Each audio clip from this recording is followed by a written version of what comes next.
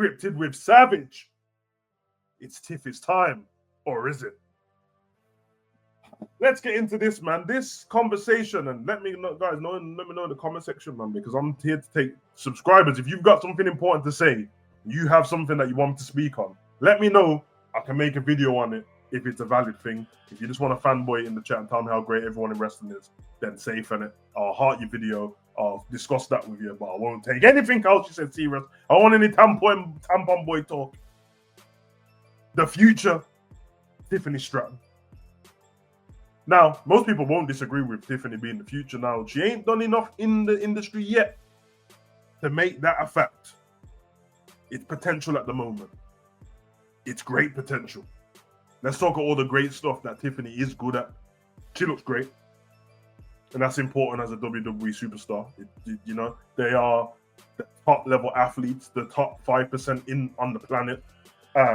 Not to mention the athletic ability is in the top 5% on the planet of what they do. For me, and I could be wrong, we'll have to do some scientific, objectivity on that. But I don't see anything much harder than wrestling in terms of the sport. Now, everyone's going to say, well, it's not technically not real sport. Listen, sports and same as sport. These lot are actors, stuntmen, sports people, athletes.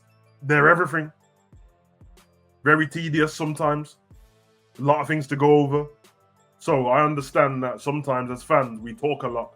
And we don't talk from a place of even knowing anything. Now, I try to not speak on too many things in detail without knowing. And if I don't know, I try to put myself in that space. And obviously, I'm not a WWE superstar. I've never been a wrestler in my life. I've been in the ring, but I haven't been in the ring for a wrestling match. I've just ran the ropes and done a few of their fitness circuits and stuff like that, just to see what it's like. And I'm telling you, I'm a personal trainer. I couldn't hack it at all. All the Hindu squats and the 500 squats before this and the 500 press-ups. I've never done 500 push-ups in my life, bro. Am I a prisoner, bro?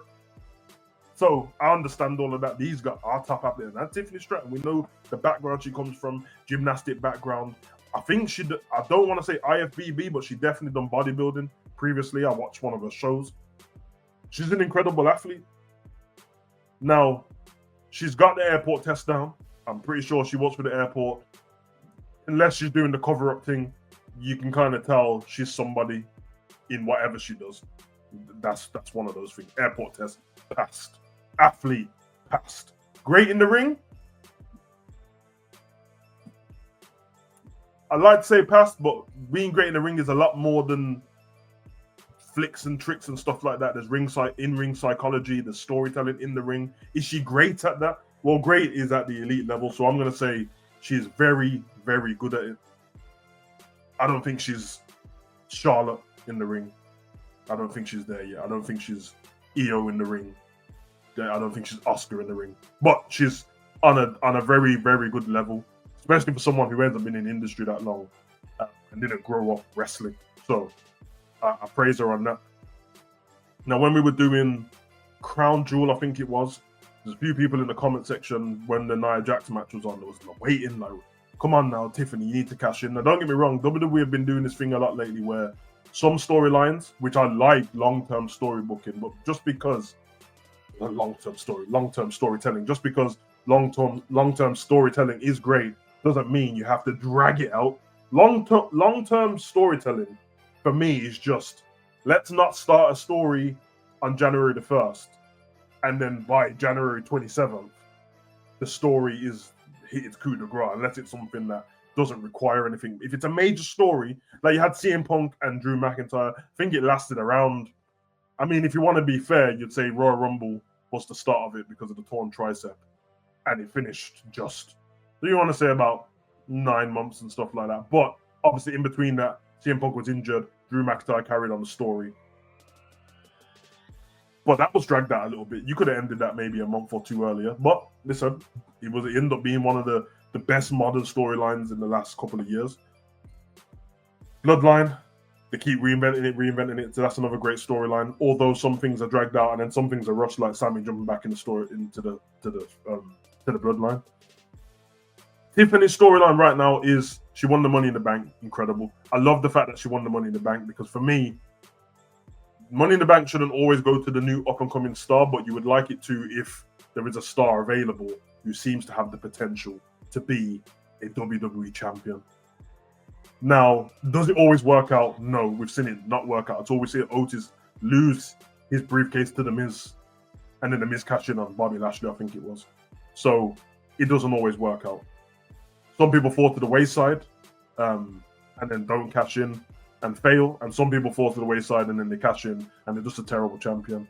When I look at Tiffany Stratton right now, I'm watching her carry the briefcase almost like she's got a title, and how she carries herself, how good she's on the mic.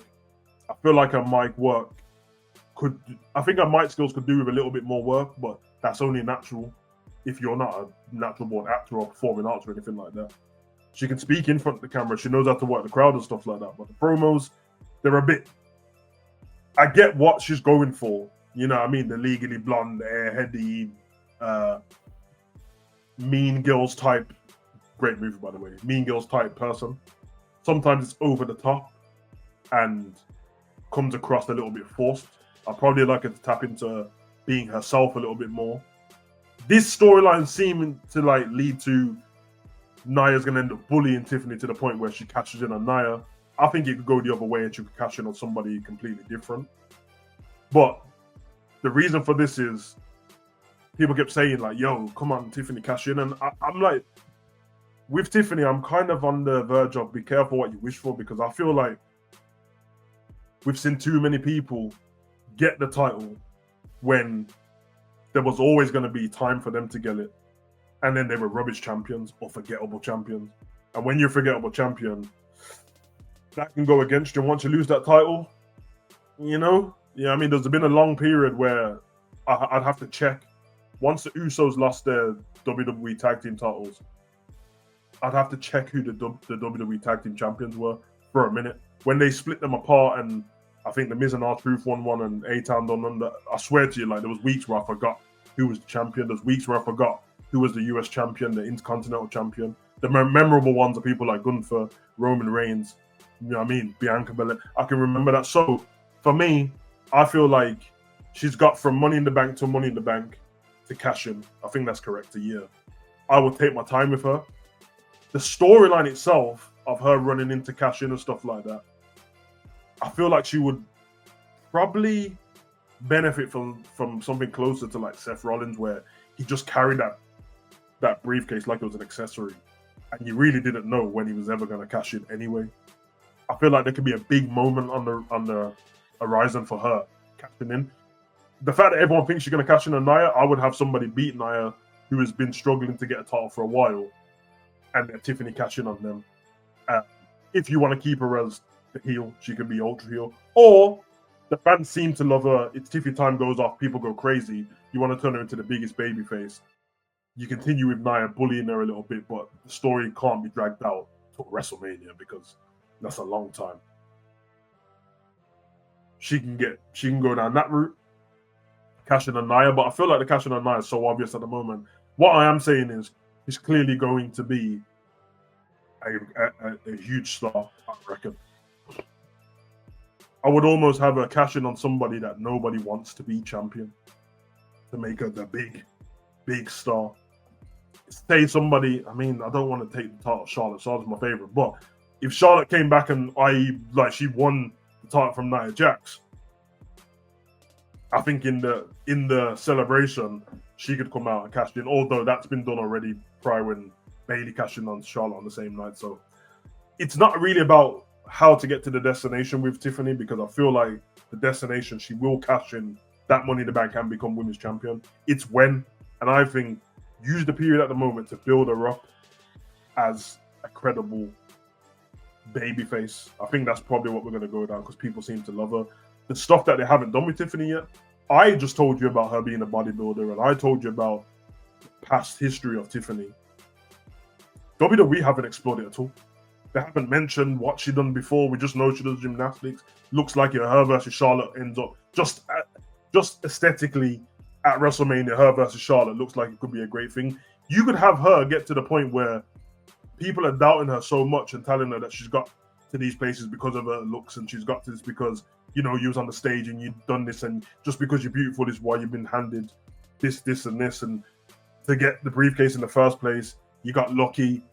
And she could actually not do the run-in cash-in. She could go, listen, I will cash in on you at WrestleMania one-on-one, and then she could show her talent in the ring. I think people would love it because she'd come out on top. And you just do that against a credible source who people don't want to be the champion. I think that could work out for her. But they need to delve into the backstory. Is she this brazen, blonde, confident woman who loves herself and stuff like that? Or is that a mask for who she really is, which is an insecure girl who always felt like she wasn't good enough because everything she tried, people only mentioned how she looked and not how great she is at what she does. So she had to try harder than everyone else. When she won the bodybuilding competition, they all told her, you won it because of your looks. Which, I mean, that is the point of a bodybuilding competition. But you get what I'm saying? When you won your gymnastic competition, it was because of your looks. When you got this role, WWE, because of your looks. When you got called up, it's because of your looks. That way, she can express herself. She'll get over amazing with the fans. I think she's half over already. And then we get Tiffany Stratton, the future. I've been your boy, Savage. Comment, like, comment, share. Let me know what you think in the comment section. It's worth a discussion.